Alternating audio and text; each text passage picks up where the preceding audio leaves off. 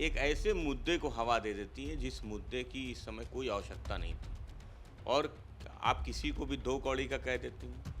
अगर वो पलट के आपको कुछ जवाब देता है तो आप मानहानि का दावा कर देती हैं। सवाल ये है कि मानहानि का दावा तो वो भी कर सकते हैं आप पे। माफ़ी तो आपको भी माँगनी पड़ जाएगी, आपको भी कोई अधिकार नहीं है। नौजवान आज सड़कों पे है, एक टिप्पणी के बाद काकरोच पार्टी बन जाती है। शायद न्यूज़ चैनल को ये मुद्दा नहीं दिख रहा है या वो इस मुद्दे को दिखाना नहीं चाहते या इस मुद्दे से जनता का ध्यान बाँटना चाहते, इसलिए हम और आप भी दूसरे मुद्दे पर चर्चा कर रहे हैं। धर्मेंद्र प्रधान इस्तीफ़ा क्यों नहीं देंगे? इस पे होनी चाहिए। उनसे काबिल लोग भाजपा के पास नहीं है क्या? या धर्मेंद्र प्रधान में ही कोई काबिलियत है कि वो 2 बार पेपर लीक करवा चुके हैं या उनके कार्यकाल में लीक हुआ है, तो क्या पेपर लीक होता रहेगा और वो पद पे बने रहेंगे? क्यों बने रहेंगे? 4 PM न्यूज़ नेटवर्क में आप सभी का स्वागत है। मैं हूं क्षितिज कांत। अंजना ओम कश्यप के आपने वो वीडियो देखी होगी जिसमें तमाम जो सोशल मीडिया पर टीचर्स पढ़ाने का काम करते हैं, सस्ती शिक्षा देने का काम करते हैं, उनको कौड़ी का कहने का काम किया था अंजना ओम कश्यप ने, जिसके बाद एक विवाद बन गया।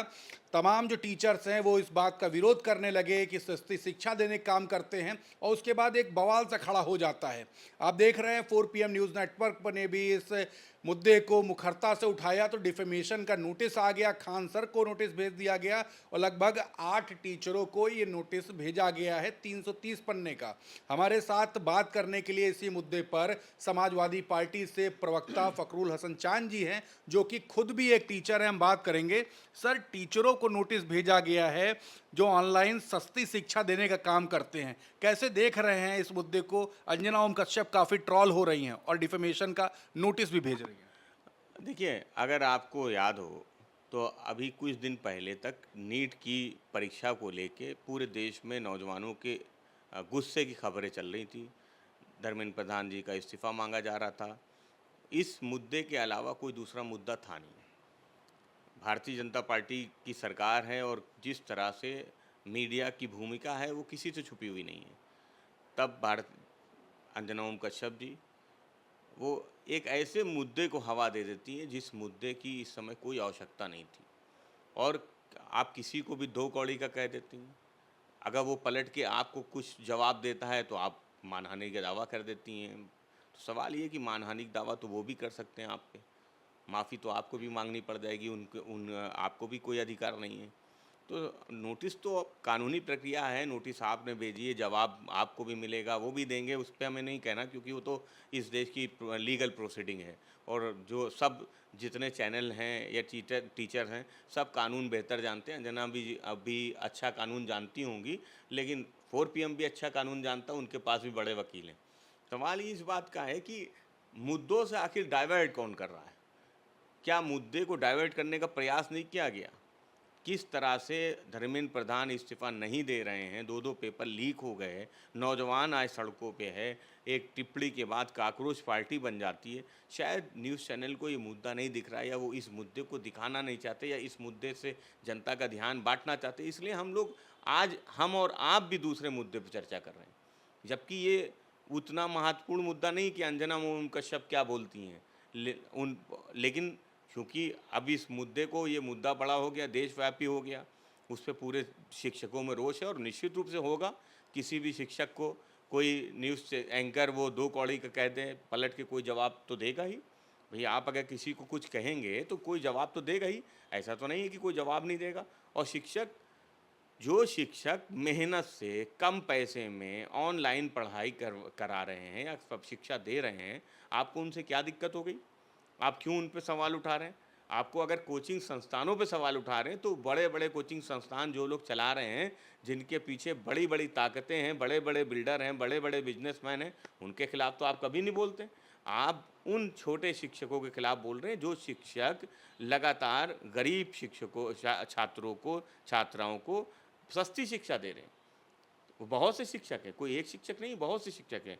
तो सवाल इस बात का है कि जिस तरह से न्यूज़ एंकर ने इस पूरे मुद्दे को डाइवर्ट करने का प्रयास किया है, इस मुद्दे को धर्मेंद्र प्रधान और नीट की परीक्षा से अलग कोचिंग संस्थानों की तरफ और उन टीचर्स के खिलाफ ले जाने का प्रयास किया है जिनकी इस पूरे प्रकरण में कोई भूमिका नहीं है। जिनकी भूमिका है उनके खिलाफ आप कोई स्टोरी करती नहीं। तो समाजवादी पार्टी समझती है कि 4 PM तो बड़ा चैनल है, हमेशा से बेबाक होकर अपनी बात रखता है।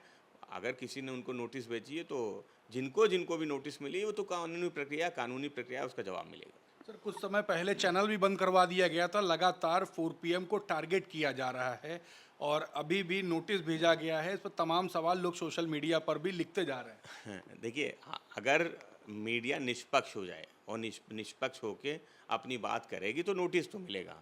आपको उसके लिए तैयार रहना पड़ेगा, क्योंकि मिड डे मील में अगर आप घोटाला दिखाएंगे या पानी में दूध और दूध में पानी दिखाएंगे तो कार्रवाई तो होगी ही। और अगर आप सच बोलेंगे, इस सरकार में सच बोल देंगे तो सच पे भी कार्रवाई होगी।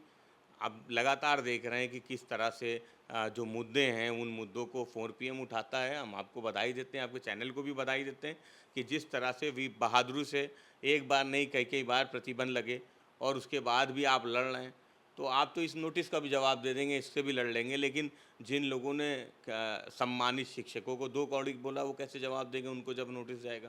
तो या तो माफ़ी उनको भी मांगनी पड़ेगी, अपनी बात को वापस तो उनको भी लेना पड़ेगा, क्योंकि इस देश में कानून है, कानून 2 तो नहीं है, कानून तो एक ही है। आपने कुछ बोला है तो आप कोई कानून संविधान से ऊपर तो है नहीं, मानहानि का नोटिस, मानहानि का दावा तो आप पे भी हो सकता है। तो सवाल ये कि ये तो मुद्दा ही अलग है, हम फिर उसी पे चले गए, हम फिर उस पे बात कर रहे हैं। बात किस पे होनी चाहिए? नीट परीक्षा पे होनी चाहिए। धर्मेंद्र प्रधान इस्तीफा क्यों नहीं देंगे, इस पे होनी चाहिए। उनसे काबिल लोग भाजपा के पास नहीं है क्या? या धर्मेंद्र प्रधान में ही कोई काबिलियत है कि वो 2 बार पेपर लीक करवा चुके हैं या उनके कार्यकाल में लीक हुआ है, तो क्या पेपर लीक होता रहेगा और वो पद पे बने रहेंगे? क्यों बने रहेंगे? आप में इस्तीफे नहीं होते, क्यों नहीं इस्तीफे होंगे? F-3 फाइल वाला इस्तीफा नहीं देगा, नीट वाले इस्तीफा नहीं देंगे, उनसे अंजना ओम कश्यप इस्तीफा क्यों नहीं मांगती हैं? कभी तो शोक करके देखिए, कभी तो हिम्मत लाइए कि कभी तो मंत्री से इस्तीफा मांगने के लिए मंत्री से इस्तीफा मांगिए।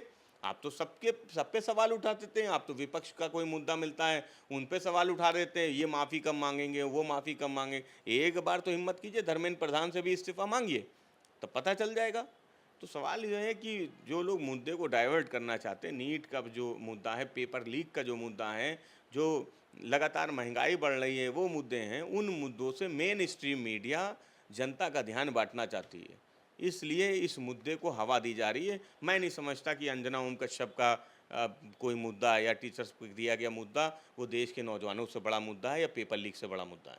बिल्कुल, तो देख रहे हैं नीट पेपर लीक हो जाता है, धर्मेंद्र प्रधान का इस्तीफा मांगा जाता है, उस पर कोई चर्चा नहीं होती, मुद्दे से भटकाने की बात हो रही है।